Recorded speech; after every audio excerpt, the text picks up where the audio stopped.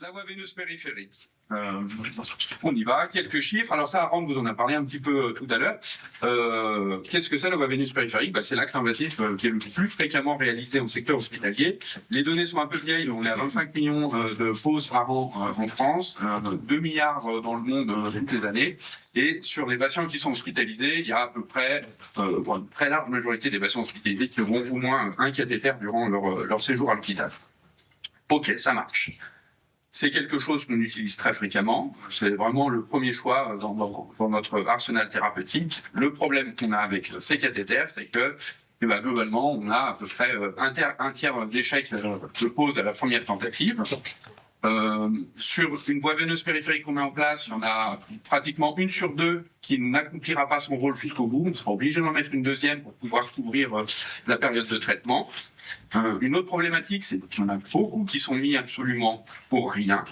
C'est estimé jusqu'à 50% en service d'urgence, une fameuse voie veineuse périphérique au cas où, et des complications qui sont potentiellement très graves, et en fait, vu que c'est qu'une voie veineuse périphérique, tout le monde s'en tape, et elles sont globalement très sous-estimées. Alors la famille des VVP, parce que c'est pas quelque chose de très homogène, il y en a à peu près de toutes les sortes, de toutes les tailles, de toutes les couleurs. Donc pour ce qui est des longueurs, si on prend de la néonate jusqu'au midline, on va de 14 mm à 25 cm. Pour les diamètres, en gauche, on est de 26 à 12 gauges. 12 gauges, là, c'est vraiment pour les sadiques, moi personnellement, je ne comprends pas l'utilisation de ces choses-là. Elles peuvent être pourvues ou non d'ailettes, elles peuvent être valvées ou non, avec ou sans site d'injection, en polyuréthane, en téflon, enfin bref, tout un tas de matériaux. Si on veut s'arrêter un peu sur la sémantique, les voies veineuses périphériques, on va les diviser en 3 catégories. Il y a des voies veineuses périphériques courtes, qui font moins de 6 cm. Ça, c'est le quotidien des hôpitaux et de la médecine de ville. C'est le petit carton qu'on met dans le bras du patient, avec une technique qui est dite over the needle, c'est-à-dire que le cathéter est monté sur l'aiguille. Ensuite, on a les voies veineuses périphériques longues, qui font entre 6 et 15 cm, avec des techniques de pose qui sont un petit peu différentes. C'est souvent des cathéters qu'on met en place sous échographie. Et ensuite, les fameux cathéters midline, ça, Aaron nous en parlera un petit peu plus tout à l'heure. Nous, on va surtout s'intéresser à celle-ci, c'est-à-dire le tout venant de la voie veineuse périphérique, la voie veineuse périphérique. L'état de l'art sur les voies veineuses périphériques. Et en fait, la voie périph', c'est le premier, si vous voulez, la première brique dans le choix du dispositif. On l'utilise uniquement, bien évidemment, que pour des solutés qui sont compatibles avec la voie périphérique. Certains ne le sont pas. Alors, on parle de la nutrition parentérale, on parle de certaines chimiothérapies, parce que d'autres chimiothérapies peuvent être administrées par voie veineuse périphérique. On parle aussi du mannitol, l'osmothérapie. C'est des médicaments qui ont des caractéristiques physiques qui fait que si on les administre sur les voies veineuses périphériques, on risque de faire des drames au niveau des bras des patients. Ce qu'il faut, c'est respecter tous les care bundles. Les care bundles, c'est des bouquets de soins. C'est-à-dire que quand on veut prendre en charge un patient pour une voie veineuse périphérique ou une gestion de cathéter, vous aurez compris, j'espère, à la fin de la journée, c'est pas de mettre en place une technique qui va permettre de solutionner tous les problèmes. C'est l'association d'un bouquet de soins, le fameux bundle, qui va permettre de réduire les complications. Quelque chose de super important, c'est la formation de leur personnel et l'évaluation quotidienne des dispositifs qu'on a en place, à savoir est-ce que le patient en a besoin ou pas. Et ça, il y a énormément de recommandations qui sortent en France, qui sortent dans tous les pays que vous voulez. Il y a même l'OMS, l'Organisation mondiale de la santé, qui l'année dernière a mis en ligne des guidelines sur la prévention des infections sur cathéter veineux périphérique, parce qu'à l'échelle mondiale, ça représente une somme de patients absolument effroyable. Alors, on dit que c'est des cathéters qui se compliquent beaucoup, et si on s'intéresse à la façon dont ils se compliquent, globalement, il y a trois manières. Il y a tout ce qui va être de l'inflammation de la veine. Je pense que vous avez tous vu des bras de patients avec une espèce de cordon rouge au-dessus. Ça, c'est quelque chose qui se produit dans les séries à peu près sur 1% des patients. Ensuite, il y a l'infiltration. Ça peut être l'extravasation. Selon les définitions, c'est un petit peu différent, mais voilà, globalement, tiens, ça gonfle un peu autour, voilà, ça c'est ça. Les complications mécaniques, et ben, c'est la voie veineuse périphérique avec laquelle on ne peut plus injecter ou avec laquelle on n'arrive pas à avoir de retour veineux, ce qui concerne quand même là aussi une grande partie des voies veineuses périphériques. Il y a quelque chose aussi qui est intéressant, on parle de complications, il y en a une qui est assez importante, c'est l'infection. Et en fait, quand on regarde sur des études contrôlées randomisées, si on les examine toutes, et ben les bactériémies sur voie veineuse périphérique, on voit 0,2%. C'est pas grand-chose, mais 0,2% de 25 millions, ça commence à faire quand même un nombre de patients assez important. Il faut retenir deux choses, c'est que les infections sur voie veineuse périphérique, en nombre, elles sont aussi importantes que celles sur voie centrale, mais elles sont probablement sous-estimées, d'accord? Et les infections sur voie veineuse périphérique, elles peuvent être aussi graves que celles sur les voies veineuses centrales. Ça a été très bien montré par des études françaises, où c'est l'équipe de Poitiers, de Bertrand Drujon et Olivier Mimose qui travaillent beaucoup sur l'infectiologie et l'épidémiologie sur les voies veineuses périphériques. Et dans une des études assez récentes qu'ils ont fait, eh ben, on voit qu'il y a un nombre quand même assez conséquent de cathéters qui se compliquent, qui peuvent même conduire à la mort du patient, ce qui est une complication assez grave pour et surtout à des surcoûts qui sont assez conséquents pour les hôpitaux. On est à peu près à 6 000 € en moyenne sur les analyses économiques de surcoût pour l'hôpital par épisode d'infection sur cathéter. Si on regarde sur l'ensemble des patients, alors là c'est des patients qui n'ont pas de cancer, qui sont en dehors de la réanimation, et ben globalement les voies veineuses périphériques, ce sont des grosses pourvoyeuses d'infection parce qu'un tiers des bactériémies sur cathéter viennent des voies veineuses périphériques. Bon, super. Qu'est-ce qu'on va faire? On va prendre un coup de Prozac, on va se coucher. Non, on va essayer de rationaliser les choses pour éviter un petit peu les problèmes. La première chose qu'on va faire, c'est respecter les indications.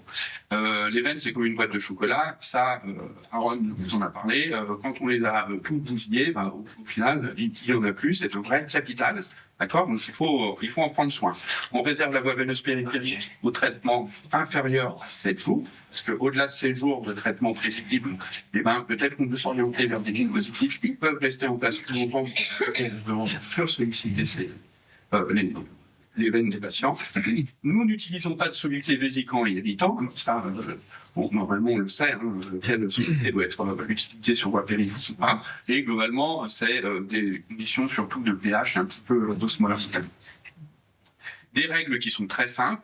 On évite les zones de flexion. Donc les zones de flexion, quand on met en place une voie veineuse périphérique, c'est quoi? C'est la main, c'est le poignet, c'est le pivot du coude. Et si vous regardez les voies veineuses périphériques qui sont mises en majorité, elles sont mises sur la main, sur le poignet et au pied du coude. On se méfie du pied du coude à l'aveugle en se disant bon, normalement, il y a toujours une veine qui passe par là, mais il n'y a pas que des veines. Est-ce que quelqu'un a déjà mis un cathéter artériel au pied du coude? Pas plus d'euros. Non, mais il y a quelques sourires. Voilà, c'est pas le but du jeu d'aller léser une artère. C'est pas le but du jeu d'aller léser un nerf. On fait vraiment attention à ces voies-là. Tant que faire se peut, on utilise le bras non dominant.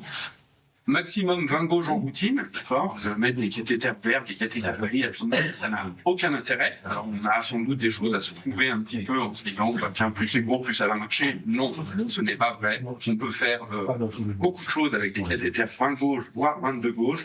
Même chez les adultes, la plupart des traitements, c'est largement suffisant. Une petite mise au point sur les curages axillaires. Il y a eu beaucoup aussi de choses dites auparavant. Maintenant, le curage axillaire n'est pas une contre-indication en l'absence de lymphœdème. Attention, pas qu'il y ait de lymphœdème ou d'antécédent de lymphœdème, pour la mise en place d'une voie veineuse périphérique, pour la réalisation d'un bilan sanguin ou pour une prise de tension.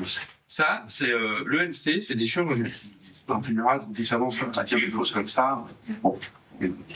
Voilà, on peut être tenté de les croire.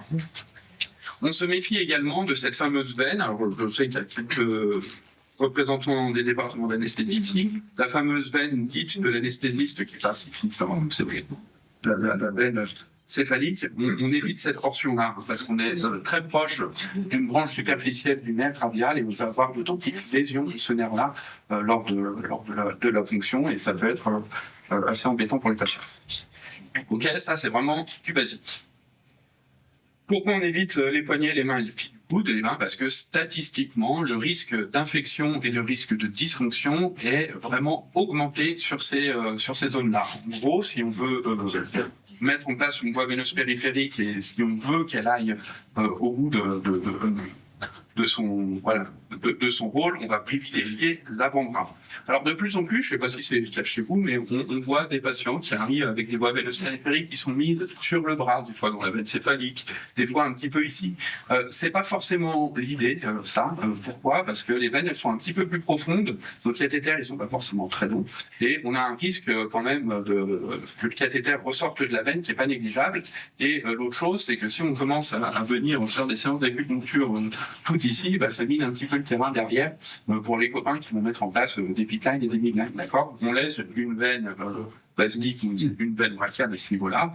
C'est pas parce qu'on aura un échographe et qu'on va mettre ensuite un midline derrière que ça va faire réapparaître les veines.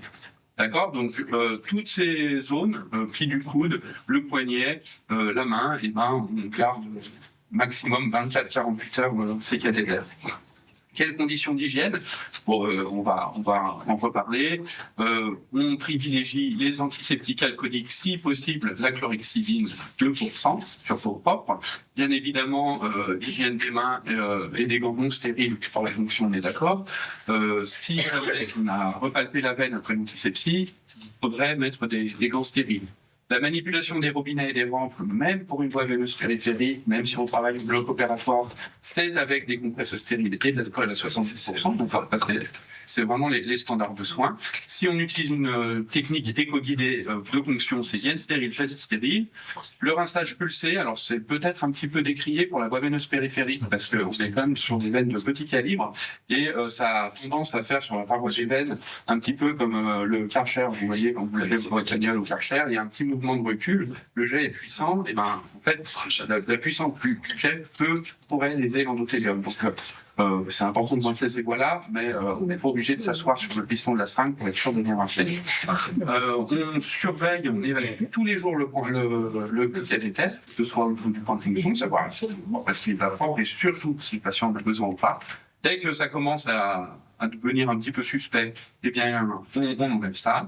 Et vous l'avez vu, mes dernières recommandations, le changement de voie veineuse périphérique n'est pas forcément imposé par la clinique. C'est-à-dire qu'on peut garder une voie veineuse périphérique jusqu'à 7 jours en place. Je ne sais pas si c'est une majorité de vos patients que vous voyez avec des voies veineuses périphériques qui viennent seulement. Pourquoi? Peut-être parce que les conditions de pose n'ont pas été tout à fait optimales non plus. En général, quand ça se met à foirer, c'est à partir majoritairement entre le premier et le deuxième jour de mise en place du cathéter. Donc c'est quand même des problématiques qui sont assez précoces. Ça, avant de vous en a parlé aussi, l'évaluation du risque de ponction difficile, ça va être une des premières choses qui va vous permettre de savoir si la voie veineuse périphérique elle va être utile ou pas à un patient. Donc il va falloir identifier ce risque-là. Pour l'identifier, il y a plusieurs scores. Et globalement, si on utilise comme il faut ces facteurs de risque, derrière, ce qui va se passer, c'est que le patient il aura une meilleure expérience du soin et surtout beaucoup moins de complications. Ça a été très bien étudié. Alors, il y a le score ADIVA qui existe, qui est un peu celui qu'on peut retrouver, qu'on retrouve le plus largement dans la littérature. C'est l'application d'un score initialement prévu pour la pédiatrie, qui a été appliqué pour l'adulte. Il y a 5 items, des questions qu'on pose aux patients, et en fonction des réponses, plus le score va être élevé, plus on risque un petit peu d'avoir des difficultés lors de l'insertion des cathéters. Les photos que j'ai prises ici, c'est des photos qui sont prises dans un centre de lutte contre le cancer de la région lyonnaise, un bloc opératoire qui est à peu près à 20 mètres d'ici, et des équipes entraînées et des équipes, pour lesquels les cathéters n'ont pas de mystère, mais c'est encore des problématiques qu'on retrouve quotidiennement avec des patients qui ont des séances d'acupuncture littérative. Un score qui peut être utile aussi, qui fonctionne bien. Le score safe, il est assez difficile à mettre en œuvre parce qu'il y a un des items, je passe assez rapidement dessus, qui demande à mesurer le diamètre de la veine. Alors, je ne sais pas dans votre pratique si vous avez un bête de couturière dans votre poche pour regarder le diamètre de la veine des patients, mais bon, je sais pas, peu de collègues qui font ça. Il y a un score qui s'appelle le score safe. C'est 4 questions qui sont posées aux patients. C'est on met un garrot, on examine le pas. Est-ce qu'on arrive à voir une veine? Oui, bon, ok. Est-ce que le patient vous dit, oh, écoutez, moi, à chaque fois qu'on veut me faire une prise de sang ou mettre un cathéter, ça dure une demi-heure, on s'y reprend 5-6 fois. Bon, eh ben, s'il vous dit ça, il faut peut-être en tenir compte. Est-ce que vous arrivez à sentir une veine à la palpation? Et la dernière question, est-ce que votre patient a un PMI supérieur à 30, parce que statistiquement, il y a plus de difficultés. Si vous avez 2 de ces items qui sont cochés oui, il faut s'attendre à des difficultés d'insertion de cathéter et peut-être me s'orienter vers des techniques, soit technoguidage, soit peut-être même des mises en place de voies veineuses périphériques type midline.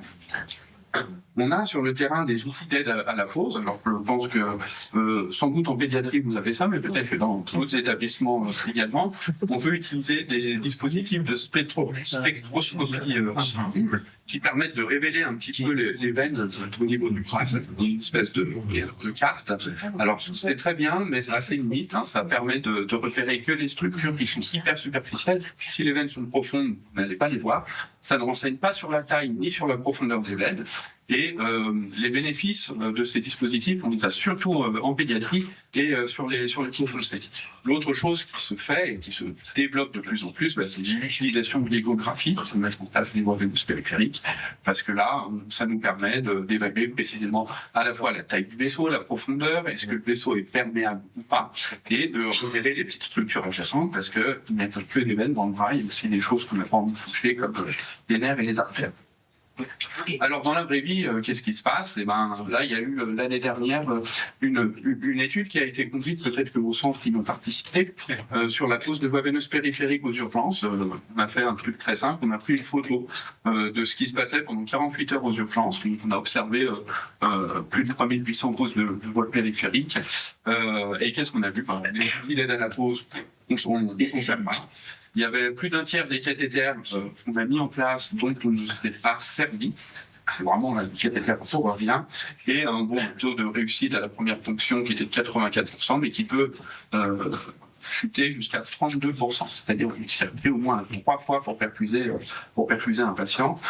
Pas sûr que voilà, ce soit des bonnes façons de faire. Après, les voies sur le terrain, on est bien d'accord. Les perspectives futures pour essayer de diminuer un petit peu tout ça. Alors, vous en discuterez avec les partenaires présents ici, mais maintenant, on peut voir des systèmes de cathéters qui intègrent un petit prolongateur, qui intègrent des valves, et tous ces systèmes un petit peu innovants, globalement, c'est vrai qu'ils ont tendance à moins dysfonctionner que les autres. Et si on les combine avec de la chlorhexidine, si on les insère dans une stratégie un peu maximaliste à ce niveau-là, c'est vrai qu'on a des meilleurs résultats pour les patients. Après, c'est forcément des dispositifs qui coûtent plus cher. Et du coup, la réflexion sur laquelle on se porte, c'est qu'il va falloir différencier dans la voie veineuse périphérique la raison pour laquelle on met en place la voie veineuse périphérique. Est-ce que le patient qui vient réaliser son scanner, au final, on a les mêmes attentes que le patient qui va avoir 5 jours d'antibiotiques sur sa voie veineuse périphérique? Donc on va distinguer un peu les cathéters dits procéduraux versus les cathéters thérapeutiques. Pour les cathéters procéduraux, tout ce que je vous ai dit, c'est pas qu'on s'assoit dessus, mais mettre en place un cathéter au pied du coude pour une endoscopie digestive d'un patient ambulatoire ou pour la réalisation d'un scanner, vous n'allez pas brûler en enfer si vous faites ça, bien évidemment. Nous, ce qu'on veut pour ces cathéters-là, c'est que on arrive à le mettre en place le premier coup. Là où pour les cathéters thérapeutiques, nous, ce qu'on veut, c'est limiter les complications derrière l'utilisation de ces cathéters-là. On va privilégier peut-être des dispositifs innovants et des standards de mise en place qui sont un petit peu plus confortables pour le long cours. Il existe tout un tas d'outils, ça c'est une échelle australienne, qui permet, c'est une équipe qui a été formée à ça, à se poser la question chaque jour pour chaque patient, est-ce que le patient a un cathéter, est-ce qu'il en a réellement besoin, etc., etc. En fait, voilà, c'est toujours se poser la question de pourquoi on a un cathéter à un patient. Il n'y a pas de dogme absolu à respecter, mais on doit pouvoir rationaliser notre réflexion qu'on a là-dessus. Il y a une seule chose qui a fait ses preuves sur l'utilisation des cathéters et sur le devenir des patients, c'est ça, c'est la formation. Sauf que la formation, ça coûte cher, ça prend du temps. Oui, mais la formation, c'est réellement ce qui va faire diminuer les complications pour vos patients sur les rappels de bonnes pratiques, notamment. Voilà. Je crois que je voulais. Donc, la voie veineuse périphérique, c'est voilà, ça reste un dispositif vraiment de choix pour le patient. Mais c'est pas parce que c'est le dispositif le plus utilisé, et parce qu'il est facile à mettre, parce que accès partout, qui ne doit pas être intégré dans une réflexion vraiment globale. La formation, c'est encore nécessaire parce qu'en 2026, en France et partout ailleurs dans le monde, je pense qu'on peut très largement améliorer nos pratiques sur la voie veineuse périphérique. Et voilà. Et le meilleur critère, c'est celui qui va jamais se compliquer. Effectivement, c'est celui qui reste dans le tiroir. Voilà.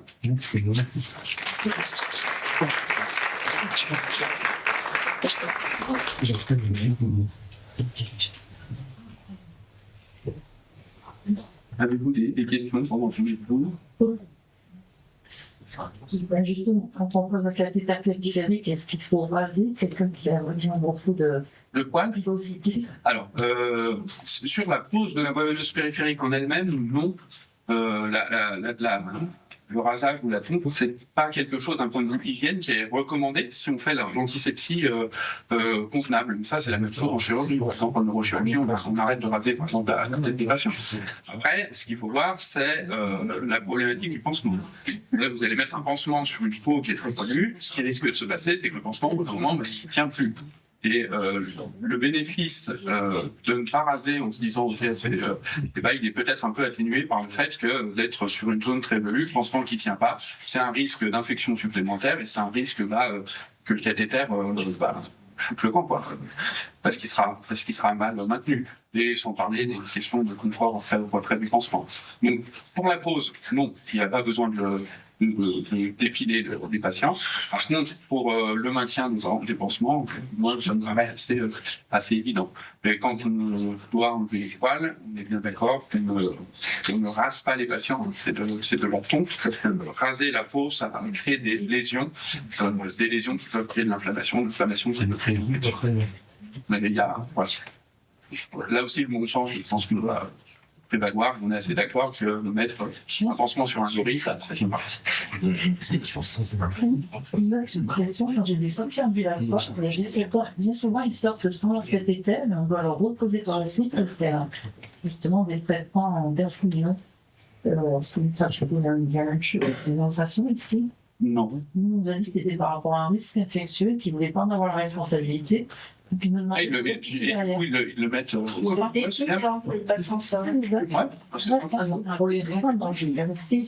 mais nous, c'est la question que j'avais posée. On est dit non, on n'a pas le droit de sortir avec. Donc on pose un cathéter à domicile avec le chien qui nous traîne autour, alors que vous en avez un, j'imagine, super bien posé une heure avant dans des... Alors ça, c'est... Ouais, t'imagines, j'en sais rien. Parce que dans cette réflexion globale de non, mais on est bien d'accord que ça n'a aucun intérêt d'enlever un cathéter qui fonctionne, parce que le patient sort de l'hôpital pour devoir mettre un domicile. Donc il n'y a pas de règles. Réglementairement parlant, ouais, à ma connaissance, il n'y a pas de règles. C'est ce qu'on nous a dit. Les services souvent c'est de la responsabilité. Non. Si on faisait ça avec les cathéters, c'est un peu... Il y a beaucoup de légendes sur ce qu'on a le droit de faire, ce qu'on n'a pas le droit de faire, ça, pas te dire non, mais là, non, d'un point de vue réglementaire, on a strictement une obligation de devoir retirer les cathéters pour soi qui va à domicile, encore plus si on a besoin de traitement intravéneux. C'est plus obligatoire, donc ça part de 5 jours de oui.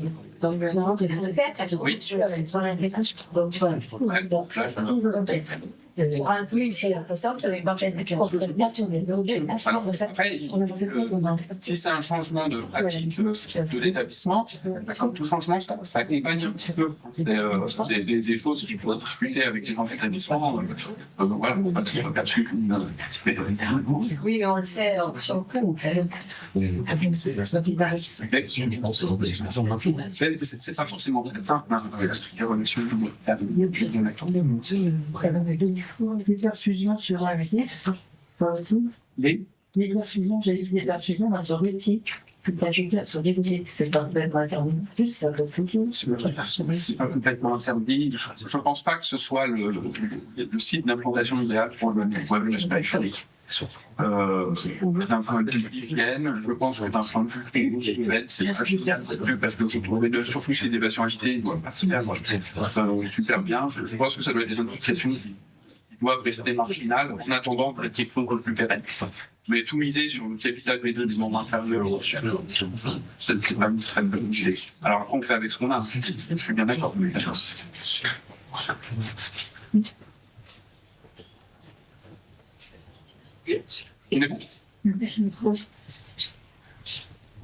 Ensuite, on est tous d'accord que si on vous demande de poser une voie veineuse périphérique pour faire de l'augmentant, pour donner du mévopam, c'est une mauvaise indication, la voie veineuse. Oui, mais alors, c'est. Faut le dire chaud, hein. Alors, je suis le premier à dire à mes chirurgiens que, par contre, on combat les batailles qu'on peut gagner.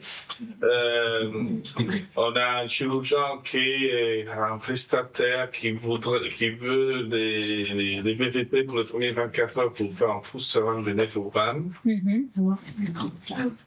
On a dit que ça servait strictement à rien.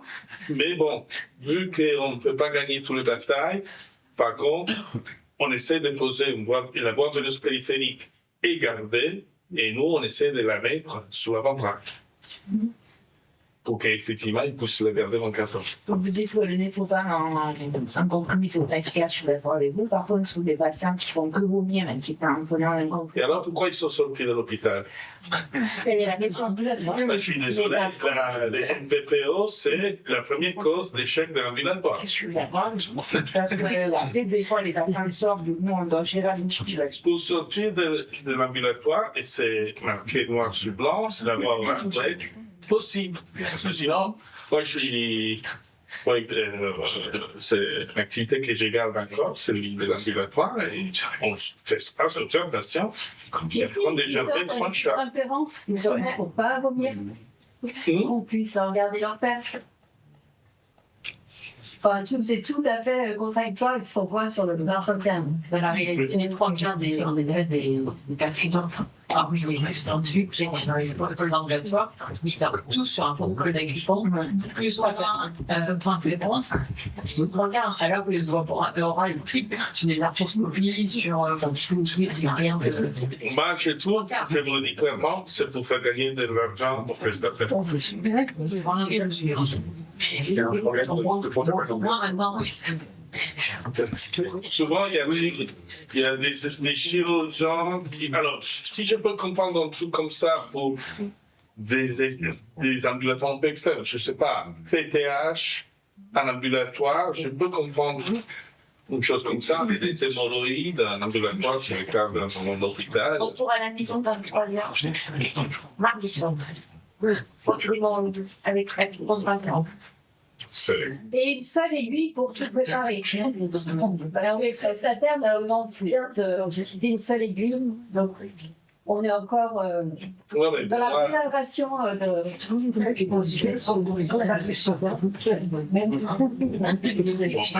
ne va pas augmenter le